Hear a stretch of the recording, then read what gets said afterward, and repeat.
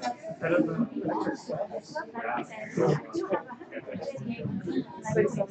right, welcome everybody, and thank you for joining us for the Faculty of Education Colloquium Series. My name is Matt Rogers, and I'm an assistant professor here in the Faculty of Education, and I'm the research coordinator in charge of coordinating the series this year. We'd like to begin tonight by recognizing and respectfully acknowledging that this classroom space, the building, and UNB are all located on unsurrendered and unceded traditional lands of Wolastoqey people. It is my pleasure tonight to introduce you all to my colleague and friend from our Faculty of Education and the Mi'kmaq Wolastoqey Center, Dr. Margaret Kress. Tonight, Dr. Kress will discuss her work through a lecture entitled A Return to the Sacred, Storyworks of Reawakening and Justice in the Age of Reconciliation. Her presentation will be about 30 minutes, and then we'll have time for a Q&A afterwards. Please note that the presentation and the Q&A are being live streamed, and they're available on our Faculty of Education YouTube channel for those who couldn't make it tonight. And after our discussions, please join us in the faculty lounge just down the hall here for a reception and to continue our conversations. But just before we begin, I'd like to provide you with just a little bit more information about Dr. Kress and some of her work. So Dr. Kress was born in Saskatchewan in the grasslands of Treaty 4 territory and the Métis homeland. Margaret proudly embraces her Métis ancestry and continues to honor her French, English, and German ancestors. She works closely with elders, knowledge keepers, and educational and community leaders throughout Canada in areas of Indigenous wellness, Indigenous and transformative studies, and social and environmental justice. And now, without further ado, please help me in welcoming Dr. Margaret Kress. Thank you. I'm just going to, as Matt did, acknowledge the territory and acknowledge the ancestors and the lands that we're on tonight. And especially I'd like to acknowledge the elders across the nation, and especially those elders from this territory that have guided me in this work and that have gifted me with their teachings and their stories. Because really, if one doesn't have the support of elders and mentors, one can't, I suppose, have the freedom to tell some of the stories that I might be able to tell or I'm going to tell tonight. So I'm just going to give gratitude to Creator, gratitude to my ancestors, and to the ancestors of my children, because my children's ancestors are from the Wabanaki territory and northern New Brunswick. So I just want to take, when we're talking about reconciliation, there's been a lot of things in Canada, a lot of incidents, a lot of actions, a lot of very violent and horrific kinds of actions that have been placed upon Indigenous peoples. So I want to just take a minute to have a minute of reflection and a minute of quiet, just to recognize the lives of Colton Boushie and Tina Fontaine, and to recognize the many lives of many people that are missing and murdered throughout our nation, Indigenous peoples.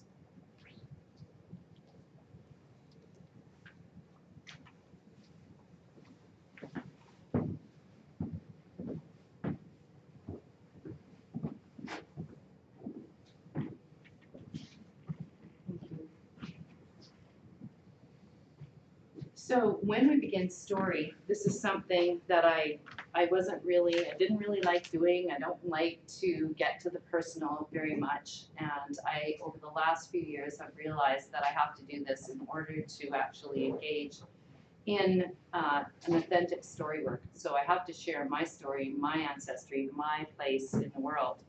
And I've followed in the last decade a lot of Indigenous scholars and in particular Indigenous feminists. And Polly Gunn Allen is one of those Indigenous feminists. She's one of the first feminists, actually, that embraced her indigeneity and really brought it to the forefront of the feminist movement, or the Indigenous feminist movement.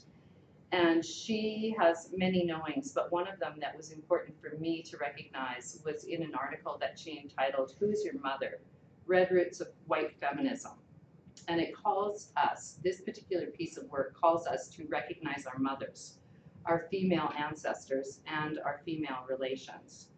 And I would also argue that Alan advances this idea of story or story work within a cultural, spiritual, personal, and historical framework, and one that is necessary to come to a place of reconciliation or justice.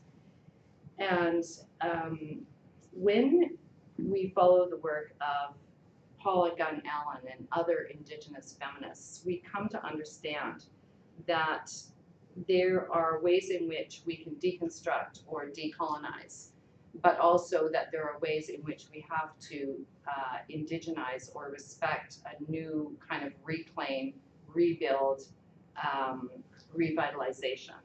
And so that's kind of the framework that I want to think about as we move through this idea of story work and reconciliation.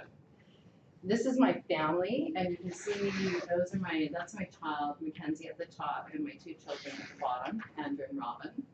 And my grandma is over there, my mom's in the middle, and there's my parents.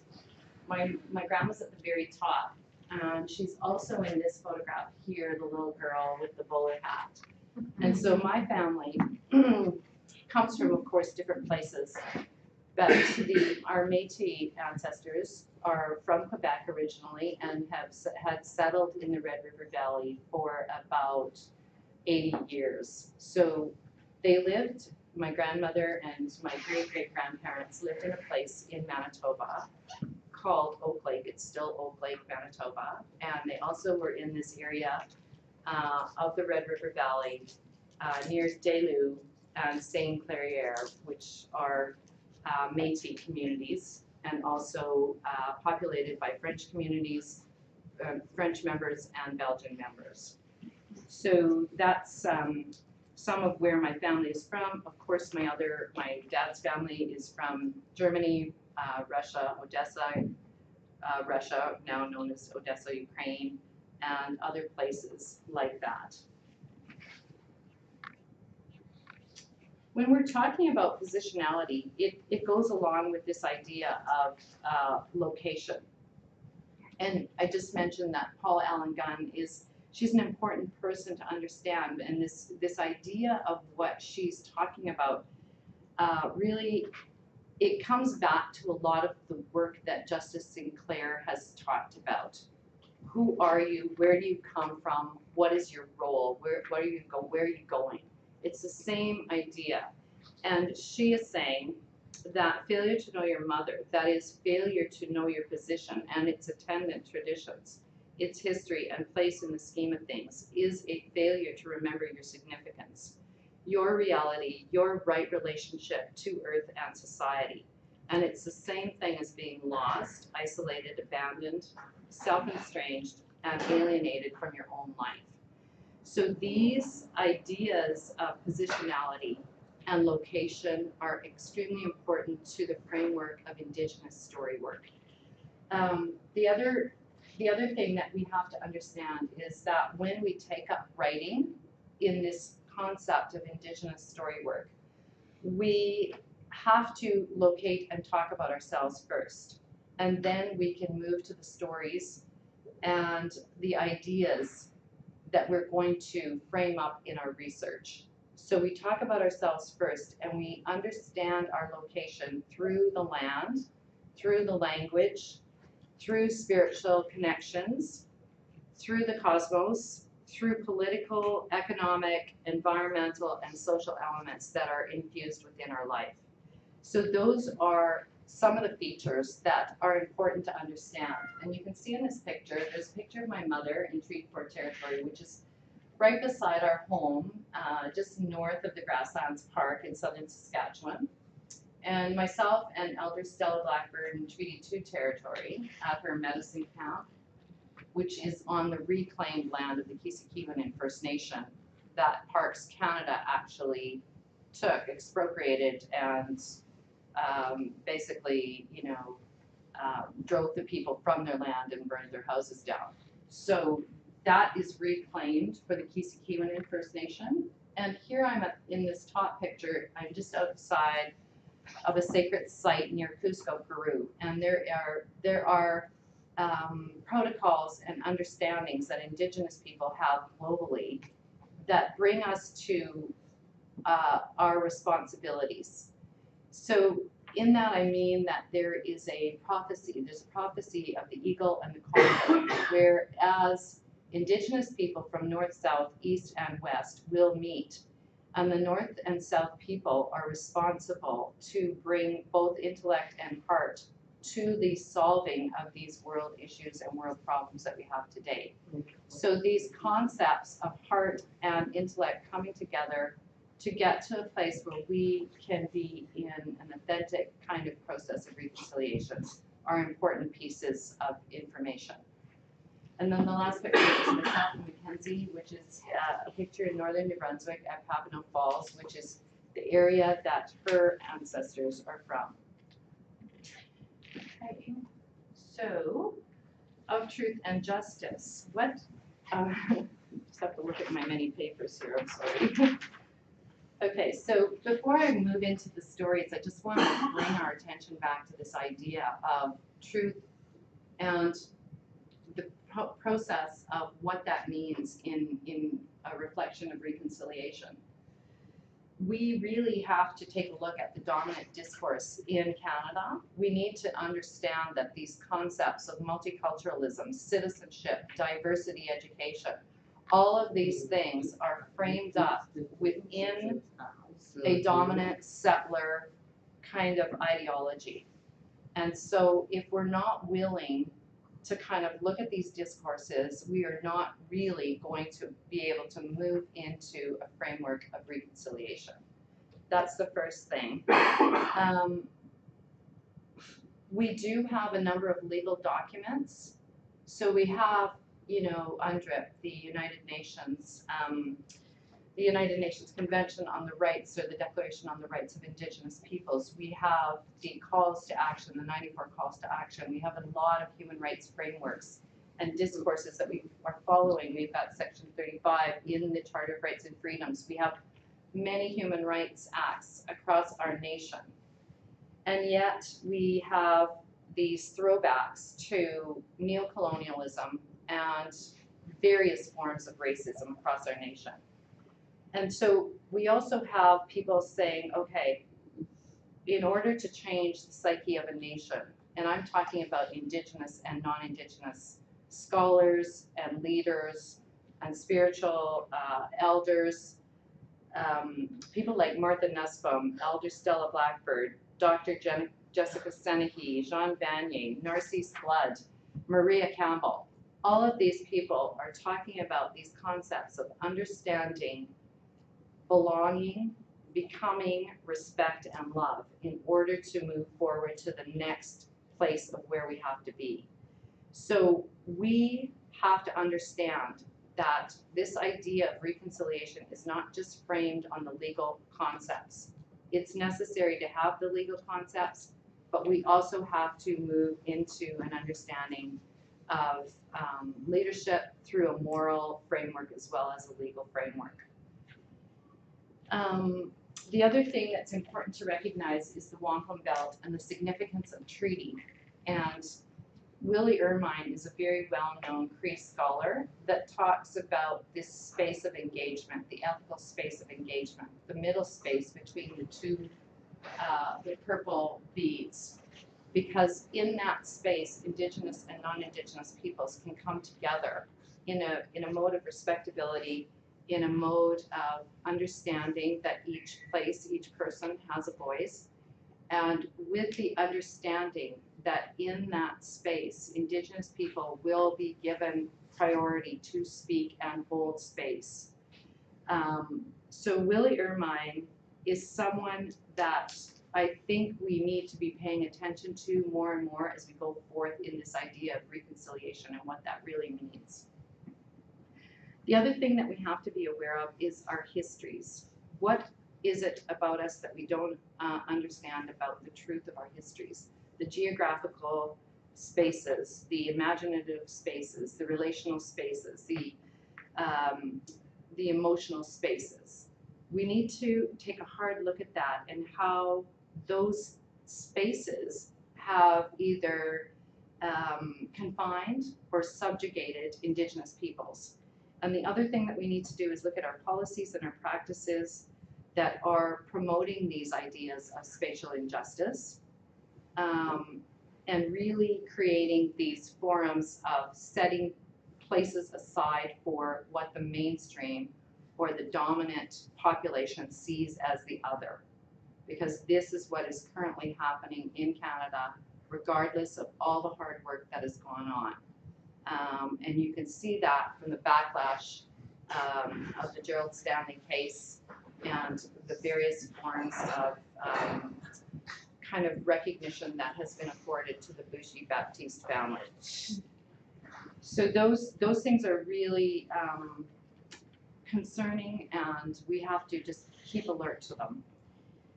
The other thing that we need to know, we need to think about as educators, how we can support Indigenous youth, Indigenous elders, Indigenous children, and what it is that we need to understand in terms of social justice and space. And one of the things that we have to understand, and this is from the work of SOJA, which is a geographical kind of spatial analysis around justice. But he is saying that all people have the right to be and become. All people have the right to thrive and express, and all people have the right to access and to connect, and in a multitude of ways. And so I think we need to become creative. We need to understand that in order to tell stories, we have to understand these aspects of what is justice and what is truth. And we have to have the courage to actually state what the truth is. So the next few slides, I'm just going to zoom through them, or I'm going to try and go through them a little bit fast to remind us of the history of New Brunswick first before I move into the stories that I want to tell you. So this is some of what is happening here at UNB, and you know, I think that we have to take a hard look at some of the discourses around the Winslow papers and the framework and the history of Loyalist New Brunswick. We have to recognize that some of our key leaders, those people who have their fingerprints on everything in this province, are those that they were slave owners for one, and secondly, they instigated and started the residential school movement before the actual residential schools. So this was one of the very first schools this Edward Winslow started back in the day, was here in Sussex, New Brunswick. And this discourse, within all of the letters, the papers, the documents that are defining the Loyalist movement into New Brunswick, you're going to find that kind of thinking and those kinds of words. And you can see it there. So Winslow informed Chipman, who again was another one of his friends and a well-known man, and we have the town of Chipman not far from Fredericton. So, you know, he's talking here about the people that he met in 1783, the Indian chiefs, the high priests, the squaws, and the attendants. It was ridiculous enough, and a relation of the particular to maybe afford fun at some future day. So I just think we need to be aware of some of these things that have taken place in the past. The other thing is that this man, George Duncan Ludlow, both of these people were judges, were involved with the slave trade, he and Winslow.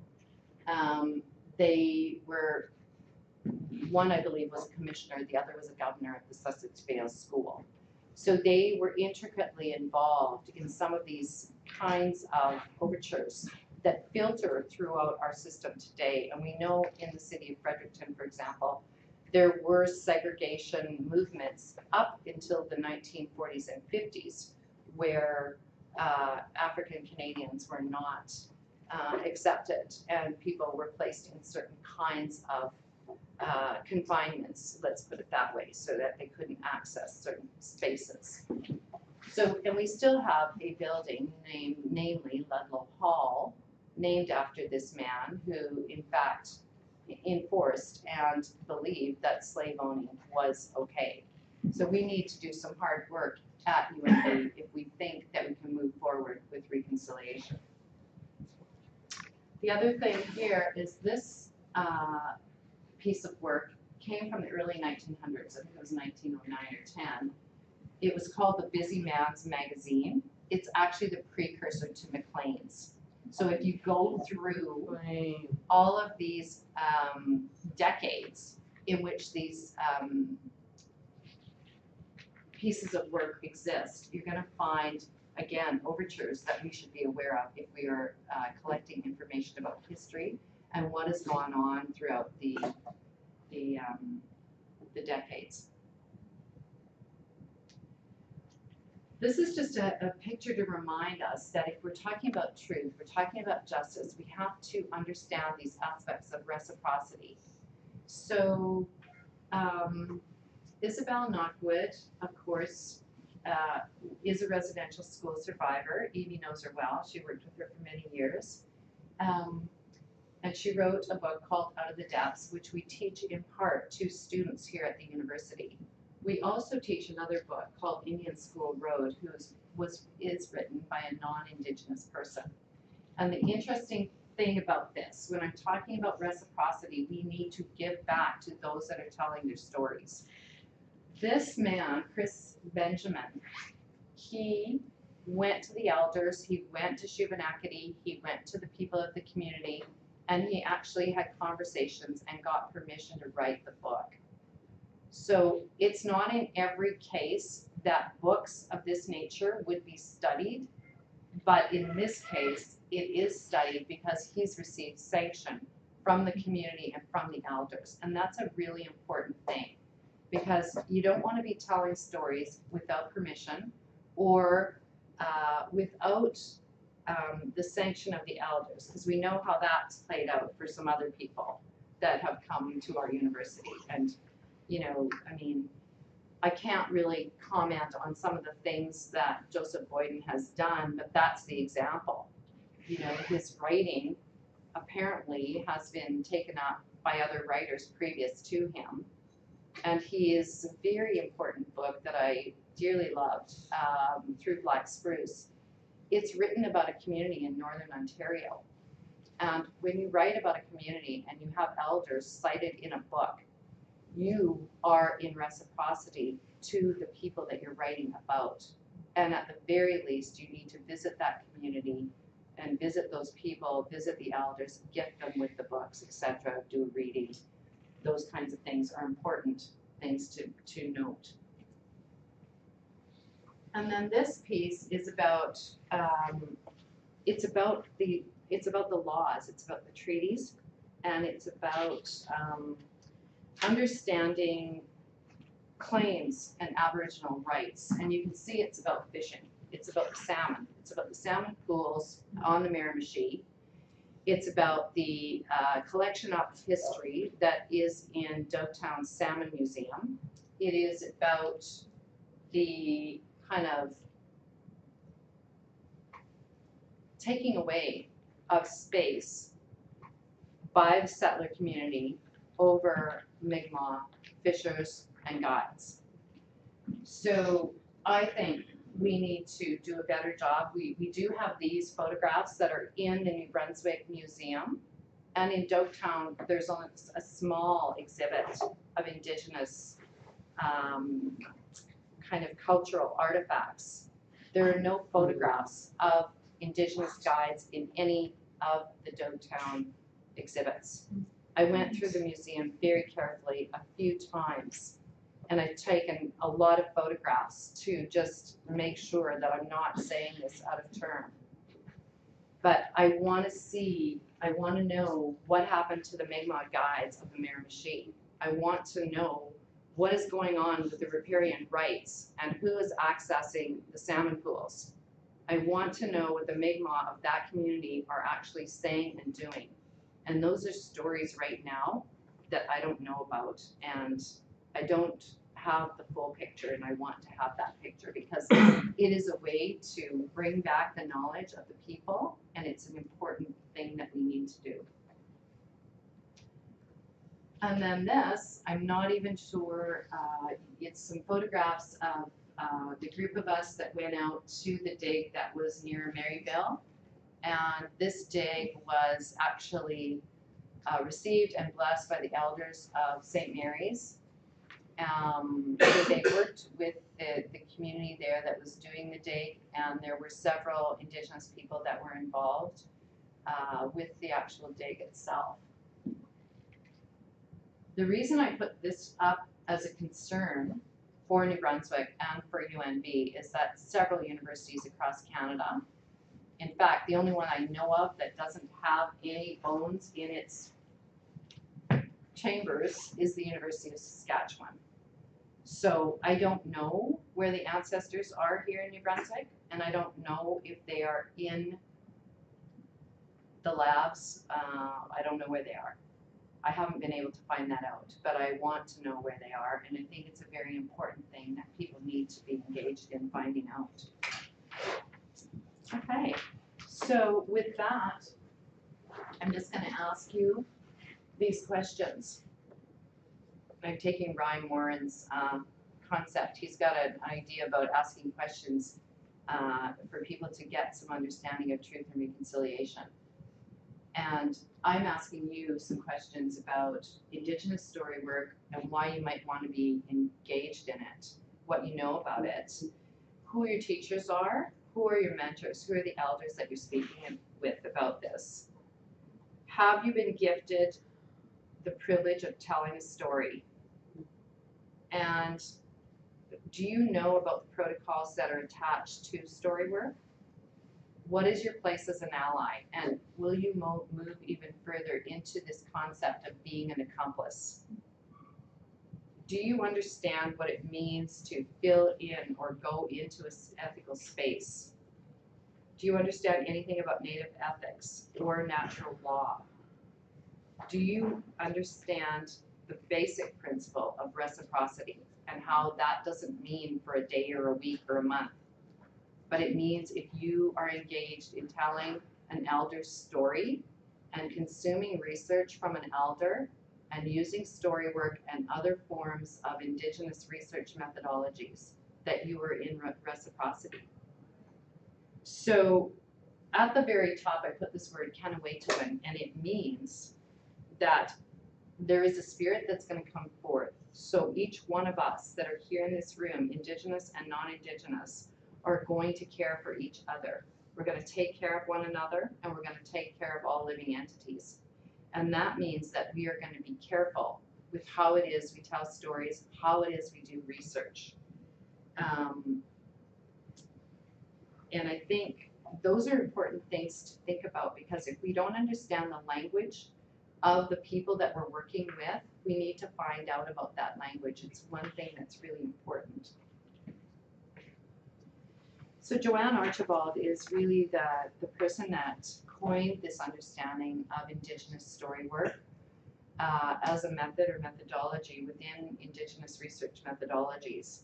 And Joanne really has infused all understandings, humility, love, respect, those understandings into the weave of what it is she sees as story work. And she gets her knowledges from elders.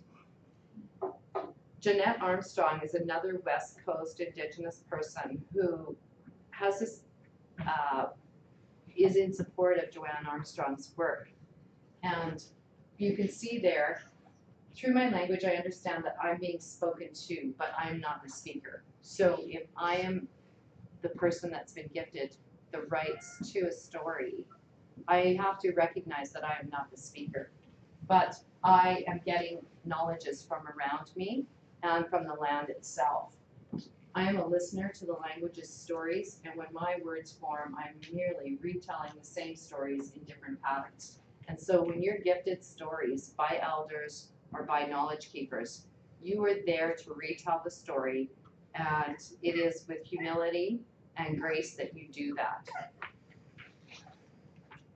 The other thing that we need to kind of pay attention to, and since the elders that I've worked with over the years, I've come to believe that Guru is right on this framework of reasserting and rebuilding traditional knowledge from its roots up.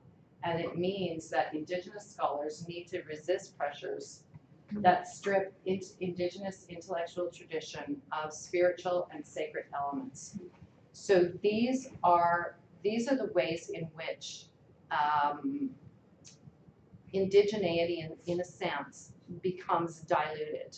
And if you talk to any of the matriarchs, if you talk to the clan mothers, if you talk to the knowledge keepers, the traditional people, they would, I would think, agree with that statement. And I know that the elders that I work with have supported that statement. Okay, so I'm going to tell you a bit about story. There's all these ways in which story work, I guess, manifests, but there are many things that are important to recognize, and within these various Indigenous groups or cultures, a lot of Indigenous elders have said language and stories are the most important things that we need to pass on. We need to pass on the history through those teachings. And without the stories, we'd have to rely on other people for guidance and for information about our past. And that's not what the elders want. They want a way in which the story can be passed to the next generation. So they're talking about these stories, for example, that I look at around environmental racism. They have to do with the land, but they have to do with elders' knowledge of what has happened to that land and what is continuing to happen to the land. And there are so many stories, so many stories, which many of you already know about. There's oral histories, there's traditional languages, there's arrays of symbolism that are infused within the story. There's artifacts that are telling us stories. There's petroglyphs that tell a story. And these stories, they vary from the sacred to the historical. Some of them focus on social context, some are on political, some are in cultural ways. Some stories are there for entertainment. They're really funny. And I know I've been in funny places with people like Don Burnstick. He's pretty funny. And some days he's not funny. But no, he is funny. And some stories, they're going to tell of the personal. They're going to tell of the family. They're going to tell of the nation. Some stories, like Grassy Narrows and Oka, what happened at Oka with the Kanesatake peoples, the Mohawk Nation, those are stories that I don't know how many people in Canada understand, but those are important stories that need to be told time and time again. Some stories are actually owned by clans, and you shouldn't tell them. Some stories are told in certain parts of the year. So, for example, a midwinter lodge was held last weekend, and there are stories that you tell in the winter. Sometimes you have been asked to retell a story. So when that happens to you, that is a gift from whoever is asking you to do that, and you should acknowledge that gift. So the stories, there are just so many. There are some significant people that have written about Storyworks, stories. Joanne Archibald is one of them. Judy Iskew is another. Kim Anderson, Maria Campbell, Priscilla Satie, Kieran Martin. There are a multitude of people that have written about story. And an important thing about story is this. The vitality of Indigenous women often is entwined within a cycle of narrative that extends far beyond time and space to a symbiotic connection of nations. So for example, when we're talking about blood memory or narrative memory, it's more than just storytelling. It actually involves the collective, the intergenerational memories of many skilled storytellers throughout the generations. And it also It also involves the critical kind of telling and examination of families and of the family, of the spiritual, of identities within that family, and connections through time and space of a particular nation. So those are some of the things that I think are important within story and story work. Again, Archibald is someone that advocates for the learning of these teachings. So the teachings of respect, the teachings of responsibility, reciprocity, reverence, holism, interrelatedness, and synergy are all of the kind of frameworks that she talks about within this aspect of story. Looking at the time. Okay, I better move on here. So these are 8 important women that I have worked with. Rose Richardson is an elder. Isla Busador is from northern Manitoba. She was a chief. Jennifer Watkins is an Inuit woman. Tammy Cook-Searson is a Cree chief. Stella Blackbird, another Cree elder. Joan Scotty is an Inuk elder. Anne Marie Adam is a Dene elder. So these are some of the very important kind of pieces that they have gifted to me. And Natalie Sapir, I'm not going to play this, but or I might just play a small piece of it. She's telling us that we need to be brave and courageous when we come out and tell stories. And that's an important thing. So I'm just going to play a little part of this. All I know is that I have much to learn and I have much to share. I hear you. I used to think I was not Indian enough. I don't speak the language, the songs. I don't dance the ceremonial dances. I'm not Indian enough. I don't know all the history of my people, the treaties and what was fought for. I'm not Indian enough. Because I don't smudge every day. I don't wear my moccasins. I don't sit and learn from the elders as much as I should. I'm not Indian enough. But I'm going to move on because I know I see the time now. So Natalie has gifted that piece of work, and it will be in Fredericton very soon in March, I believe. So I would encourage you to go to it. The piece that she just talked about there is a piece that gives people courage, gives all of us courage to tell our stories and to work with other people that want us to tell the story. These are some of the many women, elders and chiefs, leaders, knowledge keepers that I've worked with throughout the years. And I just want to point out a couple of people that really have kind of helped me in terms of understanding concepts of story and reconciliation. And that would be Maria Campbell, Rose Richardson at the top, Marie Adam, right here, and of course Imelda and Meg Mahan. You know, Lara Fitzner has been my mentor, as has Alex Wilson. And then I don't want to, I want you to recognize Elder Stella Blackbird, because really she has helped me probably more than many people in this world understand who I am and what I need to do to support young people, children, and adults. So these are some of the stories that are waiting to be told. I have a lot of stories that aren't yet told because I've worked with so many people across the nation that want their stories told. I'll just tell you about the top story here, which is a story of the Sayezi Dene, and that's Isla Busador at the top. She lives in Dooley Lake, Manitoba. If you don't know anything about the Sayezi Dene, you should, because their group, the Eastern Dene, people of the East is what Sayezi means, they actually incurred, I would say, almost genocide. So when they were relocated to Churchill, Manitoba.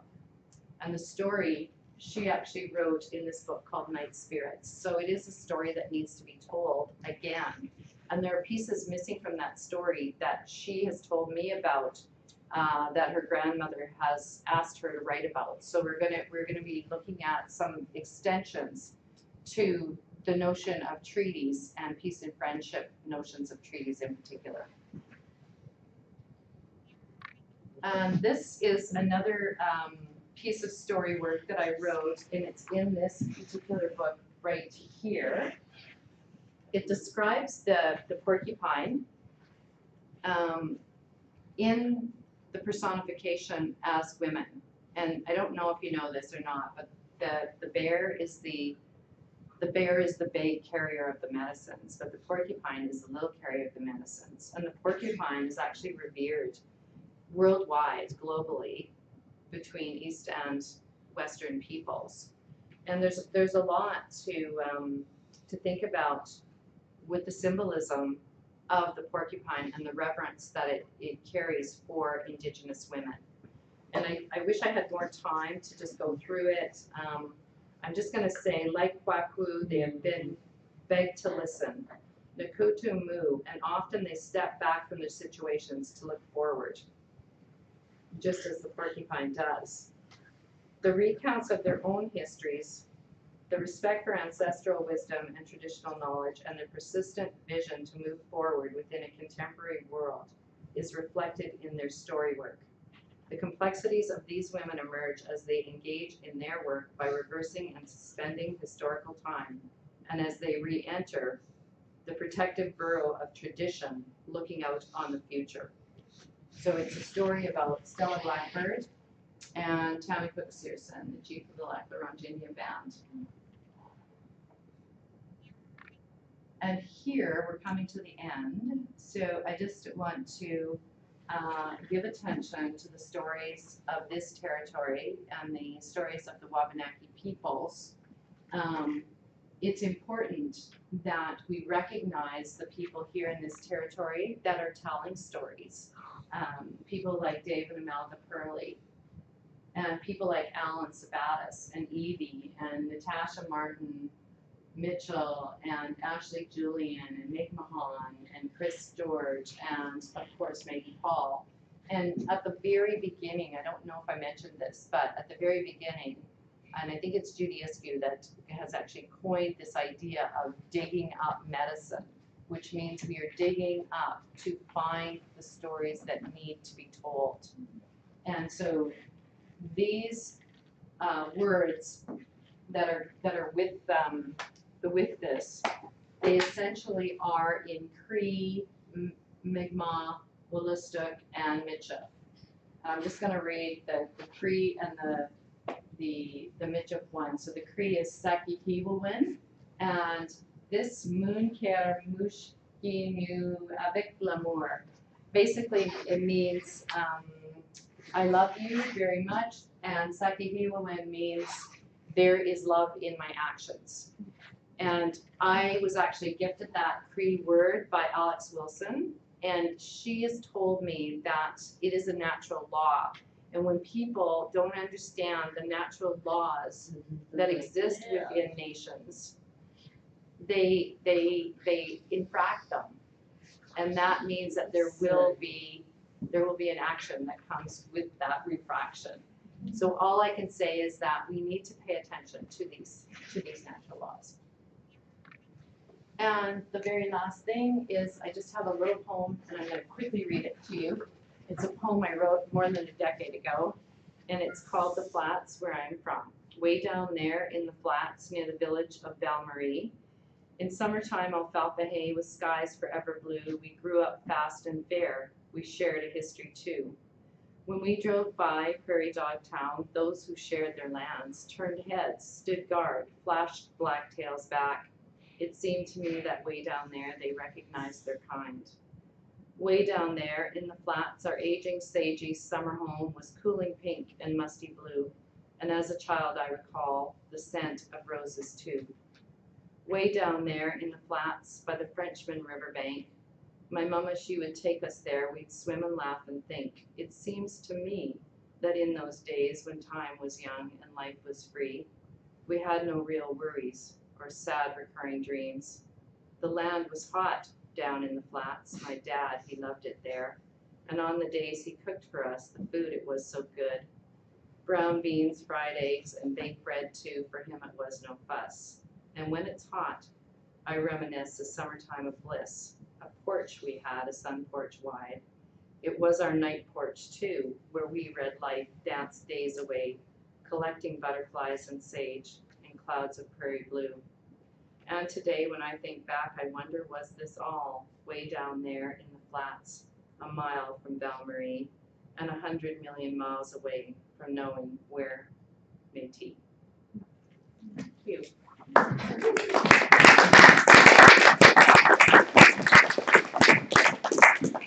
So we've got probably about 15 minutes for questions. So. Okay. I just want to, this is a picture of myself, Elder Audrey Bone, who's an Ojibwe elder, Elder Stella Blackbird, and Lair Fitzner from the University of Manitoba.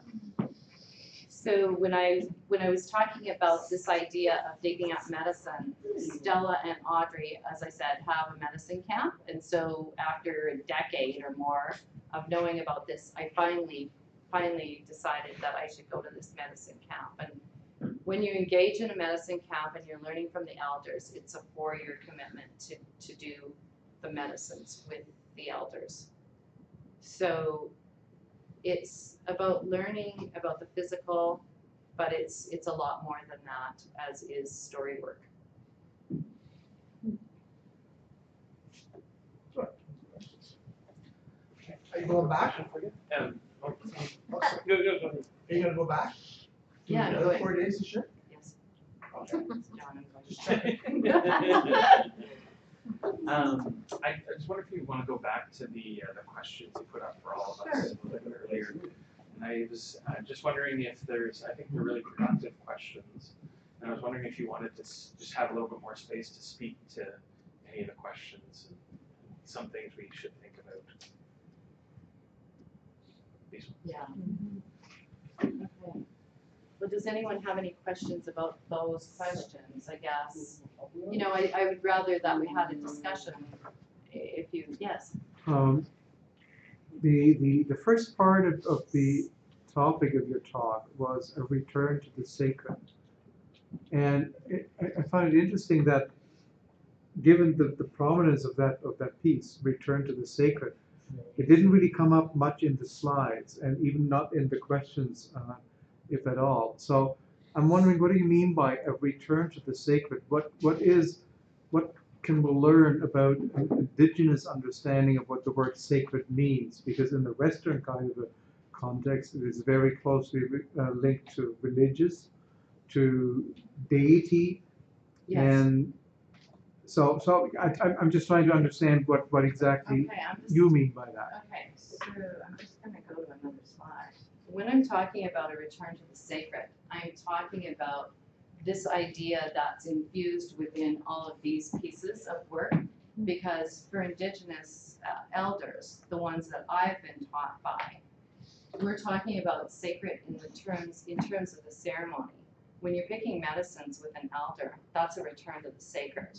When you're entering the lodge or the sweat lodge with an elder, that's a return to the sacred. When you are sitting in a circle listening to a story, that's a return to the sacred. The land itself is an aspect of the sacred. So when we get teachings from elders, it's based on an understanding of land. And the land and the plants, all the living entities of the world, of the cosmos, are infused within our own psyche. And Stella Blackbird, the elder that I've learned with, she talks about when she finally came to an understanding that she was the same as the grass, as the flower, as the standing one, as the winged crow. When she came to an understanding that she was one and the same as those entities, that's when she actually was able to break away from her own demons that she had experienced through residential school. So when I make that reference, return to the sacred, it is about understanding what the land is, understanding that water is a living entity, not a commodity to be sold, understanding that we have to move past a Western kind of notion of reconciliation. And I didn't really get to that. I'm sorry about that. I've talked too much at the beginning, but there is a word, and it is Positionality, which means it's a word that's very closely associated with redemption.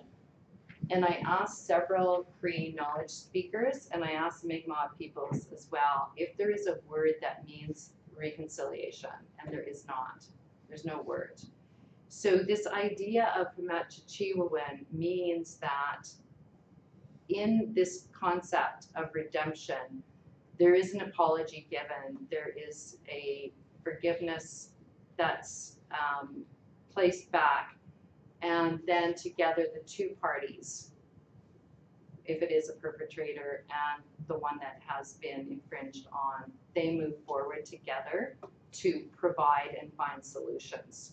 And the example of that is the Kisekewin First Nation, where Parks Canada infringed on and actually expropriated and took and harmed the Kisekewin First Nation.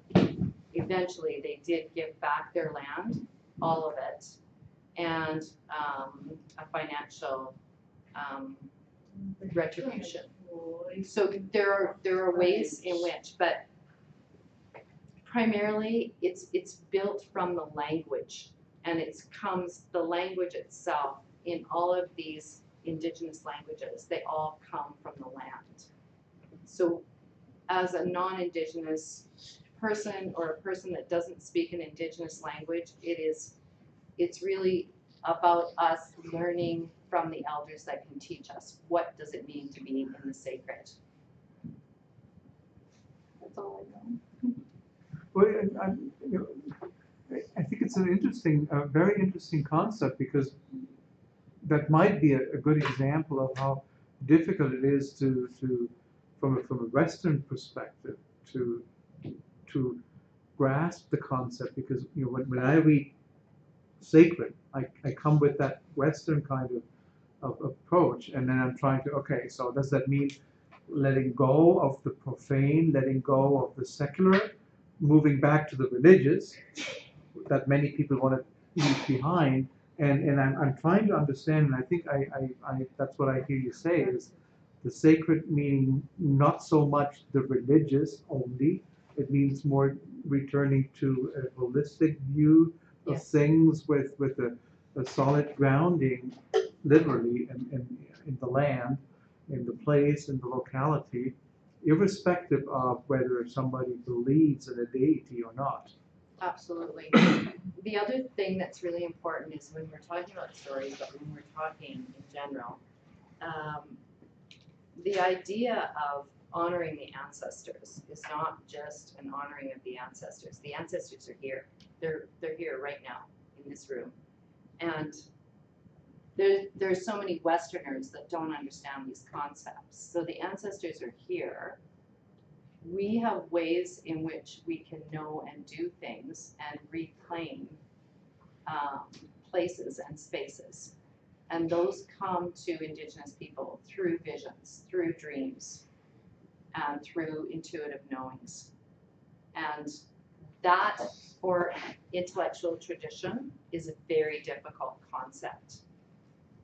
But that is what the elders expect that we will come to if we want to move into a place of reconciliation. So that's my take on it, and that's why I cite Garu at the beginning, because she's saying that we need to return to this traditionalism, and part of that traditionalism is respecting the dreams, respecting the visions, respecting the notions that these things will come to pass. And the medicine women and men, Stella Blackbird that I referred to, she's Ovid Mercury refers to her as one of the old-time medicine women in Canada. And other people, Rose Richardson, the Métis elder that I spoke to you about, she is another one of those women. So there are people that we need to give respect to and that we need to listen to, and we need to honor the sacred in as many ways as we can. But it's not just one way or another way.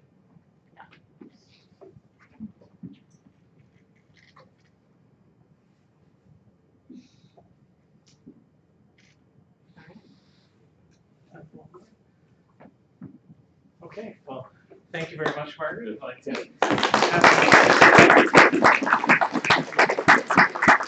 so as I mentioned at the beginning, we do have time for a reception down in the faculty lounge, which I can't remember quite the number. Do you know? 225. So it's just at the end of this hall on the left. So please join us there. Continue conversations. We have time for chats and continued thoughts. So thank you again. Thanks for all. Oh, I forgot to ask if there is a very important exhibit at the Beaverbrook, so if you'd like to